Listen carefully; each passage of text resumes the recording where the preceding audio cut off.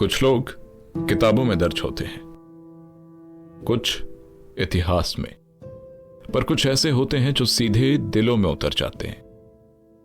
Hello hi, आप सुन रहे हैं सुनो जिंदगी का मंगलवार का सेगमेंट। ये है सुनो एक किस्सा।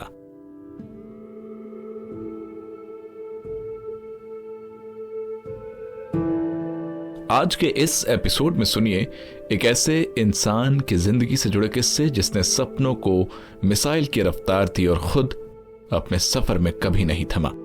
यह किस्सा है डॉक्टर एपीजे अब्दुल कलाम का। एक ऐसा नाम जो अब सिर्फ नाम नहीं, एक मिसाल है।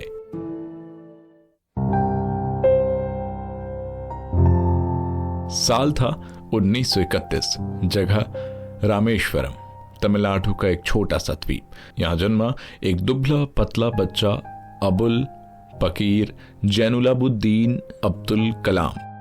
पिता नाव चलाते थे और मां घर पर नमक और सब्जी से बने सादे खाने से सबका पेट भरती थी।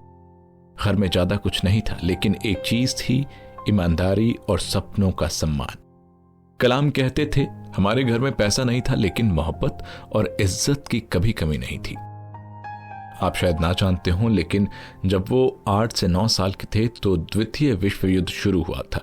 एक दिन अखबार की आपूर्ति इसी दरमियान में बंद हो गई। पड़ोस के एक आदमी ने कहा, बच्चे तुम चाहो तो मेरी मदद कर सकते हो और तुम ही अखबार बांट दिया करो।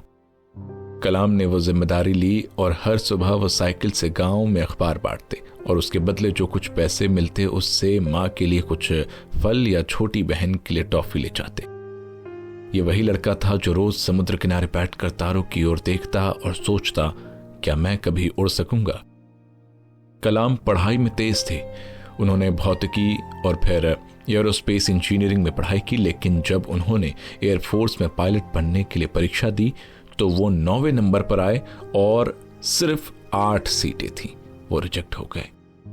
दिल टूटा, लेकिन उन्होंने हार नहीं मानी। उन्होंने कहा, शायद अल्लाह ने मुझे उड़ान देने के लिए पंख नहीं दिमाग दिया है, अब मैं वही इस्तेमाल करूंगा। वो डीआरडीओ और फिर इसरो में पहुंचे। कई असफल प्रयासों के बाद एक दिन भारत का पहला स्वदेशी SLV यानी सैटेलाइट लॉन्च व्हीकल सफल हुआ। रोहिणी सैटेलाइट अंतरिक्ष में गया। कलाम की टीम ने जश्न मनाया, लेकिन कलाम ने मीडिया से कहा, ये मेरी नहीं, मेरी टीम की सफलता है। इसके बाद उन्होंने अग्नि, पृथ्वी, त्रिशूल जैसे मिसाइल प्रोजेक्ट्स को लीड किया और यहीं से उन्हें जाना गया the missile man of India के नाम से। फिर आया वो दौर 1998 का, जब पोखरण राजस्थान में कलाम ने अटल बिहारी वाजपेयी की सरकार के साथ मिलकर भारत का परमाणु प्रशिक्षण कराया। पूरी दुनिया चौंक गई। भारत ने दुनिया को दिखा दिया, हम शांति प्रिय हैं पर कमजोर नहीं। अटल जी ने कहा, डॉक्टर कलाम सिर्फ वैज्ञानिक नहीं, राष्ट्र निर्माता हैं। 2002 में डॉक्टर कलाम राष्ट्रपति चुने गए। पूरे देश में उनका सम्मान था। लोग उन्हें पीपल्स प्रेसिडेंट कहते थे। इसी दरमियान का एक किस्सा है कि उन्होंने ये दिखाया कि असली नेता कौन होता है। एक बार हुआ कुछ यूं था कि डॉक्टर कलाम मेघालय के दौरे पर थे।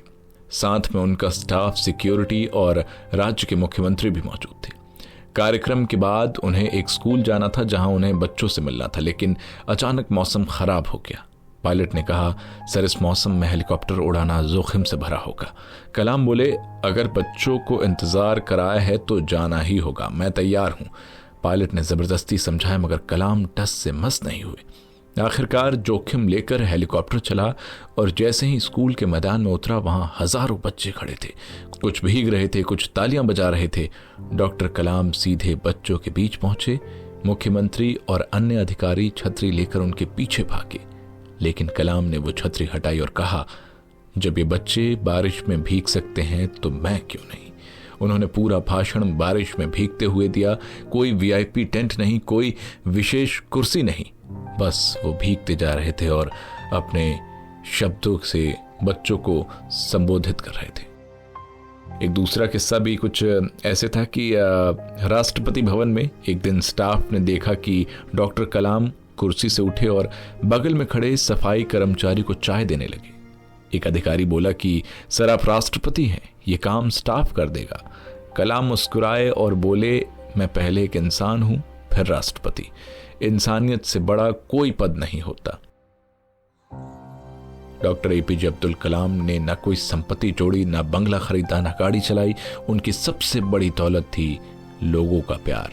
और यही वजह है कि जब 2015 में उनका निधन हुआ तो पूरा देश रोया, क्योंकि वो सिर्फ राष्ट्रपति नहीं थे, वो एक भावना थे।